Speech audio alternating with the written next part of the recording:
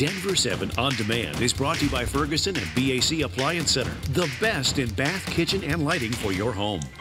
Good Friday morning to you. I'm Molly Hendrickson. And I'm Brian Sanders. Here's the latest from Denver 7. Breaking news from overnight. At least 49 people have been killed in a mass shooting that targeted a pair of mosques in Christchurch, New Zealand. 3 men and 1 woman are now in custody for allegedly carrying out the deadly attacks. And police have increased security in the wake of these attacks. Muslims in New Zealand and here in the U.S. are being asked not to attend mosques until police know if there are any other threats.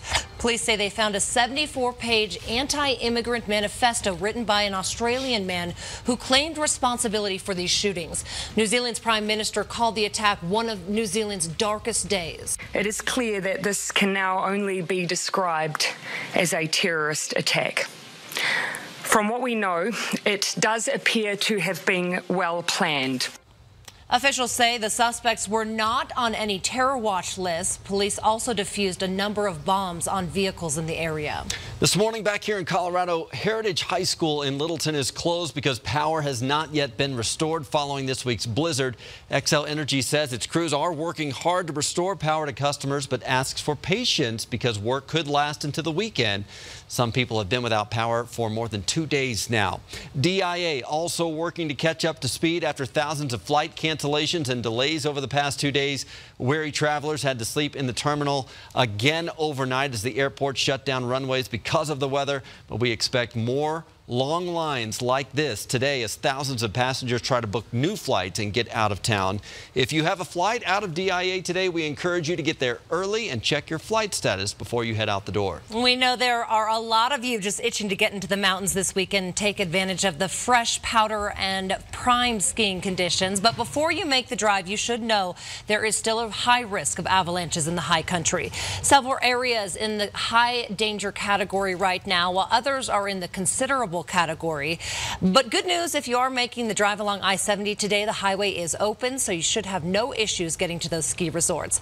All right, let's send it over to meteorologist Lisa Hidalgo for a look at your forecast and a weekend warm-up. Yeah, this storm moving out of here. In fact, it's well off to the east coast now this morning. Snow up and through the Great Lakes, a line of rain showers there on the east coast, but much drier conditions for us here in town, and it's going to be a beautiful weekend. This morning starting off in the teens. It's still chilly today, but we're going to get above freezing by noon.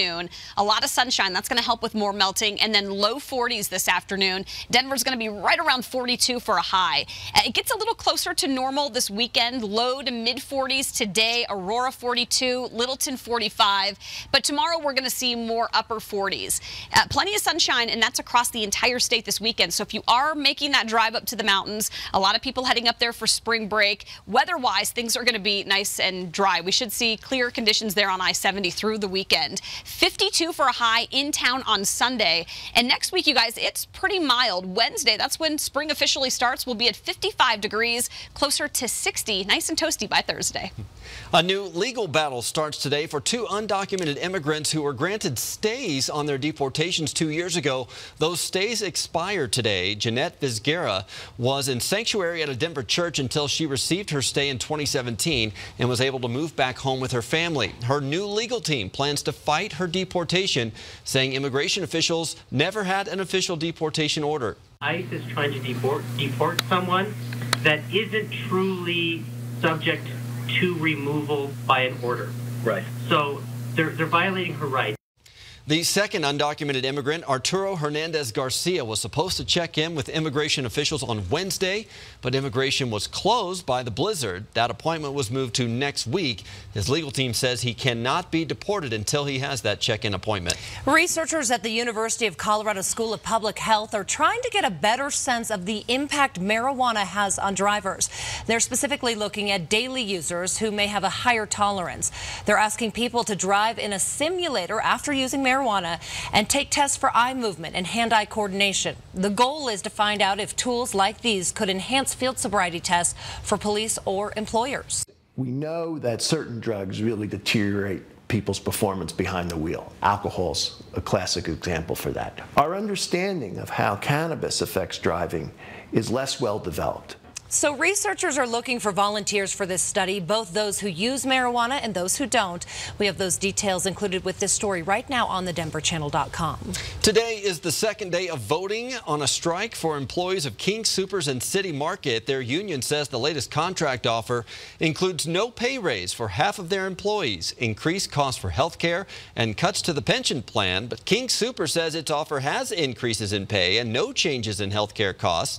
King Soopers says it's investing in the pension program and that less than 7% of Fortune 500 companies still have a traditional pension. Today's votes are at 8, 1, and 7 at the Denver Marriott Tech Center. We expect to have the results tonight, even if a strike is approved. No strike date has been set yet. Metro area schools will be on spring break starting next week, depending on which school district you're in. That's right. So this morning we have some ideas to get the kids out of the house, which they probably need after 2 snow days indoors. Nicole Brady has our spring break survival guide. Yeah, how about this? A full week of spring break fun for the kids and completely free. First, free tours. You can take a free tour of the Hammond's Candies factory in Denver. This place will turn 100 years old next year. You can see how they make the candy and get a treat at the end of it. And also check out the Celestial Seasons headquarters tour in Boulder. The tea tour there is very fun. Now to the free days. The Plains Conservation Center in Aurora, through their partnership with Denver Botanic Gardens, is holding a free day on March 21st. You can take the kids to learn about the prairie history of Colorado, see what it might have been like to live out there in an 1800s sod house. They'll have people in period costume as well. The center will have events throughout spring break, and another free option very similar to this is the Littleton Museum, also a fun history lesson. There's also the Denver Art Museum. It is always free for kids 18 and under, and they have 2 weeks of special spring break programming starting tomorrow, including special performances and art projects for the kids. And we are posting our full spring break survival guide on thedenverchannel.com with tons of indoor and outdoor activities to enjoy in all different areas of the metro. Plus, you can check out Brian on ice skate in all his glory. Yeah, if you want comedic relief, there you go. Go check that out. Always entertaining. All right, thanks, Nicole. St. Patrick's Day is this Sunday, but the celebrations are already getting underway this morning. Oh, man, there were some long lines. Take a look at this morning outside of Jackson's Bar and Grill for the annual KEGGS and EGGS event. Features beer and breakfast with live music to celebrate the holiday. A lot of people waiting in line for hours for this event to start at 9 this morning. And everyone had a little extra incentive to find a way to get home responsibly from this event. The lot outside of the restaurant is charging $40 for a parking spot. Kind of steep, but hey, it is worth it to be out there and get home safely and keep everybody else safe. Free KEGGS and EGGS. That's worth it.